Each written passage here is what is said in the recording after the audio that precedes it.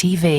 Kati abaana bonna abasaanyeewo abasoma Bayibuli nammwe abalonze firimu za Bayibuli mwabiraba kyekyaliwo olw'okuba nti omwoyo omutukuvu mulungi waba akulinamu essuubi nti oli kituukizo ky'oteekeddwa okukola takulekerera mazima ddala akuwa obusobozi mazima ddala akuwa amaanyi akugayidinga n'osobola okubanga otuukiriza ky'oteekeddwa okutuukiriza.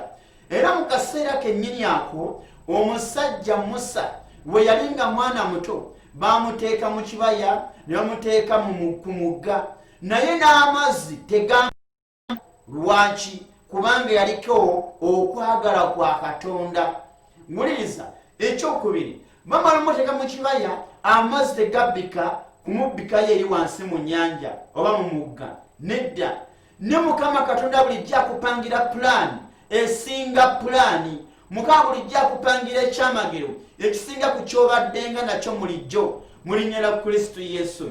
Mu kaseera kennyini ako muwala wa Falaawo wennyini yajja najja ate ngazze kunaaba najja n'alonda ate omwana mu kibaya omwana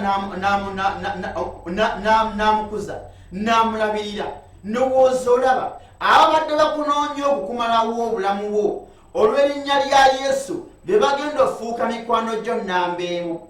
Ababadde baagala okusanyawo amagenda go be bagenda okuwanga obusobozi obugatuukiriza kubanga singa Musa bamusanyaawo mu kaseera ako teyandisobodde ate kuggyako bwakabaka bwa Falaawo.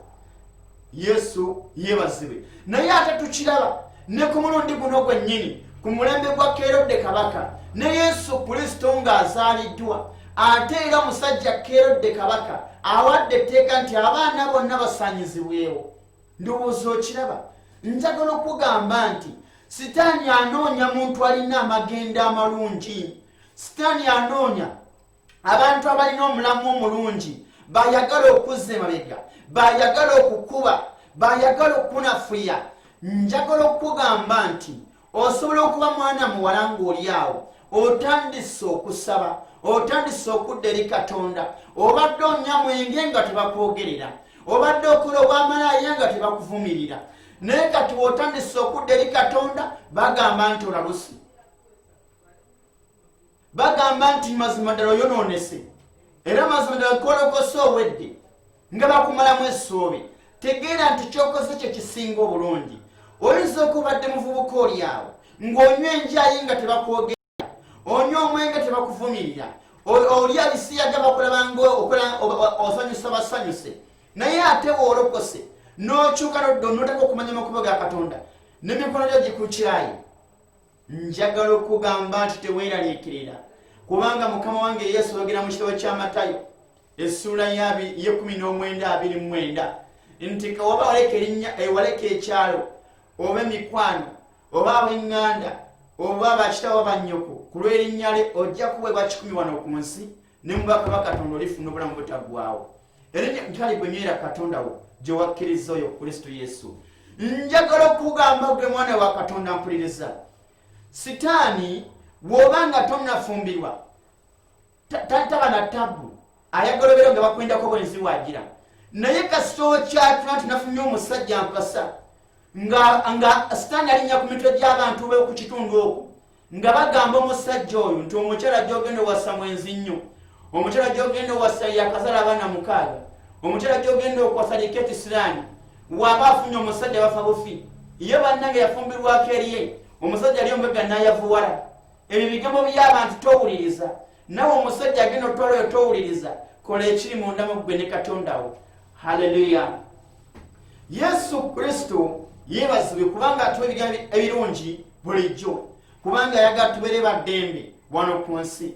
Ekyokubiri tulina obulamu obutaggwaawo. Njagala okugamba gwampuliriza osobola okubeera awo nga obadde tonnatandika kukola naye nga abantu bonna bakwagala abantu bonna bakussaamu ekitiibwa ne bwewafunye omulimu mu ofiisi ne bafuna obujja ne bafuna obusungu ne bakulaba bubi n'ayigirira okuloga n'agamba kangine at least wadde siginako mu ssabo ku lw'omukyala oyo ofuna olw'akawala kufuna omulimu olw'omuvubuka oyo ofuna omulimu kangenda at least ntunde enkoko yange eno ginandiridde ku Krismasi njiwo omusamiza ndogera omuntu oyo. Tulabanga sitani ye takwagaza birungi, tulabanga sitani ye ayagala muntu afunye ekyamakulu, ayagala muntu ow'ensonga. Kati gwe kyolina okukola kiri kintu kimu, kwe kunywerera ku Katonda we yakutonda, kwe kunywerera ku Kristo Yesu n'omuwa omutima gwo n'ebirowoozo byo, kwe kusinza oyo Katonda eyakuwa obulamu bw'olina olwaleero. Njagala okugamba nti mwana wa Katonda mpuliriza, omukyala ate yiga enkola y'omukyala ono ansanyusizza nnyo. Wuliriza kanzize we natandikidde. Mbadde ku ssuula 2 olunyiriri lwa 18 ekitabo kya Matayo. Ayogedde bw'ati, eddoboozi lyawulirwa mu Lama, okukaaba n'okukuba ebiwoobe ebingi, Laakeeri ng'akaabira abaana be, so teyayagala kukubagizibwa kubanga tewakyali. Wulira ekintu Laakeeri kye yalina munda mu ye, yakaaba nnyo olwekyo ekiguddewo. Munda mu mutima gwe teyayagala kukubagizibwa, teyagala kumusaasira. Amakulu gaakyo mwana wa Katonda mpuliriza, beerangako n'okugaana embeera ebeerumbya obulamu bwo. Tosanyukiranga kiba kizze nti olina kubeera obeezaawo nti olina kukkiriza kikkiza kituukirire. Beerangako ekintu ky'owakanya, beerangako ekintu ky'ogaana ng'ogamba nti mmange waba teyafumbirwa, nze ku lwa Yesu Kristo nja kufumbirwa. Togamba nti ekyo wakyaliwo kwoli naye ndaba oli kyamuliko. Sisita wange nakyeyombekedde, ne bulaza wange bamuyita muwulu, ne taata wange yazala nze nzekka, oba bana abiri ffekka, ndaba era kituliko kitugoberera. Beerako ekintu ky'owakanya nga Laakeeri. Yakuba ebiwoobe bingi nnyo, n'akaaba eddoboozi ddene nnyo, naye munda mu ye waliwo ekigambo ekigamba nti kubanga teyayagala kukubagizibwa. Amakulu gaakyo teyasiima kwekyo. Njagala okukugamba nti gwa mpuliriza, beerangako ekintu ky'owakanyanga bulijjo, beerangako ekintu ky'ogaana bulijjo. Wabanga kitaawe yali mwavu, gwe tokisanyukiramu ogambe ndaba ne kitange mwavu, esente zaffe zetukolawo zetulya, gamba nti ekyo nze nkigaana mu linnya lya Yesu. Nze nteekeddwa okugaggawala. Waba mmange yafa siriimu, wabanga taata yafa siriimu, nze nono siriimu alimu, nze ajja kuwona, sijja kufa siriimu mu linnya lya Yesu Kristo. Beerako n'ekintu ky'ogaana nti mmange wabanga teyazaala, nze mu linnya lya Yesu nja kuzaala. Beeranga Laakeeri yali agana ekintu mu ye mutima gwe nga yakuba ebiwoobe bingi olw'ensonga emu nti kubanga teyayagala kukubagizibwa. Beerako ekintu ky'oba toyagala kukikubeerako. Beerako ekintu ky'ogamba nti wadde baganda bange tebaazimba, baafiira mu bupangisa, nze ku linnya lya Yesu oyo gye nzikiriza okukkirizaamu nja kuzimba ennyumba, era guno omwaka gwe gusembayo okupangisa. Bw'otyo bw'oteekeddwa okubeera mwana wa Katonda. Beerangako n'ebintu by'oziyiza okutuukirira eri ggwe, wekiba nga tekigasa bulamu bwo, wekiba nga tekigasa famire yo, wekiba nga tekigasa Katonda wo, ekyo beerangako ng'okigaana, beerangako ng'okiziyiza. Beeranga omukyalo ono Laakeeri yakuba ebiwoobe bingi nnyo, n'akuba amaziga mangi nnyo, naye nga munda mu ye mulimu ekigambo ekigamba nti saagala kukubagizibwa, seetaaga mabugo. Kati omwami we alwadde naye ng'ali awo gabana ng'alwadde oba afudde, ndaba munnange era Mukama baageze bw'atyo, oba afudde, oyagala kikunywereko mwana wa Katonda. Kiki ekyakubeerako? Tomanyi ng'okufa n'obulamu biri mu buyinza lwa bulimi lwo? tokimanyangako nga gw'osalawo ky'oteekeddwa okuba. Katonda yatuwa obuyinza n'amaanyi okulangira kye twetaaga.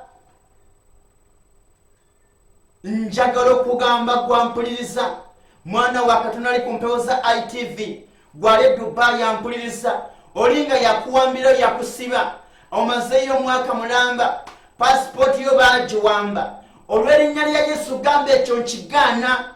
Oba nina pasipoti oba Mukama Katonda omulungi, kansabe ngava mu kifo kino.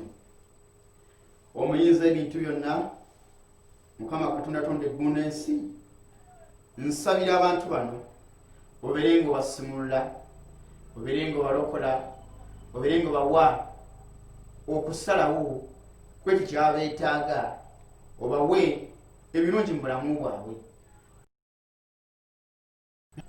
Mbasabira obasobozese abadde mu mbeera embi mu guno omwaka, mazima ddala embeera ebeerenga erongoosebwa mu linnya lya Kristo Yesu, omwana wa Katonda omulamu, omwaka ogujja. Weebale Mukama, weebale Kabaka wa bakabaka. This is ITV Uganda.